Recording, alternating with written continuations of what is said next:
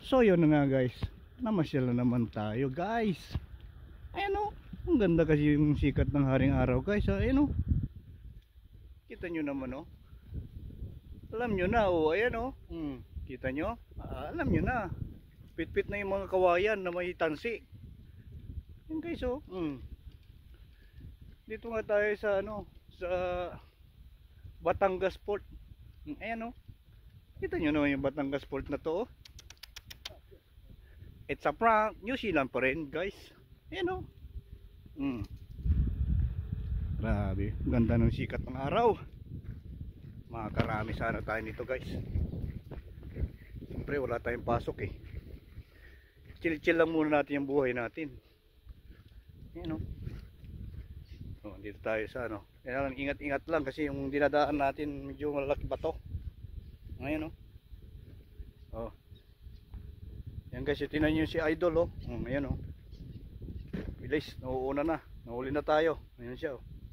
Ay grabe talaga. Lalalala. Ala. Yan guys yung mga ano guys oh. Yung mga bangka. Tapos nandito sa kanan natin, siyempre, bakawan. Yan guys oh. Bakawan. Yan o, ito nyo naman. Tayo sa tabing bakawan, pero karagatan to. Yan ang mga bakawan nila. Pakalawag. Tapos to sa may bandang taas, kabahayan, siyempre. Nasa tabing dagat lang tayo yung kabahayan eh. Yan guys o. Ano? Yan yung mga bangka nila o. Nakariti kasi kahapon sa kanong nakarang araw medyo masama panahon kaya tahimik yung mga may-ari dito ng mga bangka. Wala naman silang pinaparent yan guys, private yan eh, private yacht yan guys oh. So dito na lang tayo sa gilid-gilid mamingwit para may pring ulam na naman oh guys. Yan oh. Ito nyo naman. Malayo-layo lang. Malayo-layo lang yung spot natin guys. Kaya dito lang tayo sa ano, ingat-ingat lang kasi basa yung mga batuhan, madulas. Yan oh. Nilalakaran natin eh. Para tayo sa tabi ng fish pond. Pero tabing karagatan to. Ayan o yung dagat o. Ayan. Ayan yung dagat. Kaya dandahan tayo maglakad. Wala tayo ibang gagawin kundi dandahan tayong pumunta sa fishing spot. And then kailangan ingat lang kasi madulas yung mga batuhan. Ayan o. Yan yung pinaka ano nila eh. Pinaka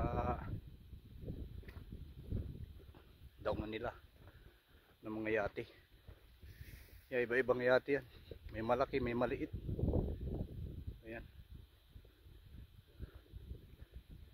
Ito yung dinadaan natin. Tingnan yung dinadaan natin oh. Ay grabe talaga ba? Yan oh. Batuhan. Ingat lang kasi madulas. Sakto naman yung dating natin kasi tingnan nyo makikita lang sa gilid oh, sa may bakawan. Medyo ano na siya, medyo high tide na, ready na yung ano. Hindi na tayo mahihirapan pumunta pa sa malalim-lalim. Ito malalim na oh. Ayan guys oh. Oh ayan yung dagat oh, narating na natin. Yung karagatan guys oh. Ayan oh. Sakto yung dating natin kasi high tide. Mangingain na yung mga isda rito. Yan. So ingat-ingat lang tayo sa paglalakad kasi kunting pagkakamali natin, patuhan. Ayan o. Yan tayo. Yan o. Yan yung mga yacht. Yan. Sana makahuli tayo para malibre na naman yung ulam natin ng 2 to 3 days, no guys. Kaya tayo bibili kasi alam nyo naman dito sa New Zealand medyo may kamahalan yung mga isda.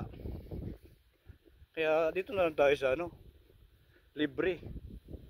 Kahit malayo, libre naman, no. Kaya tayo gagastos, makaka-budget na tayo sa ano, ibang gastusin, no guys. Ayan, no. Ayan siya guys, oh. High tide na. Kaya tandaan tayo rito kasi maputik. Ayan. Bato. Ayan. May mga bakawan pa.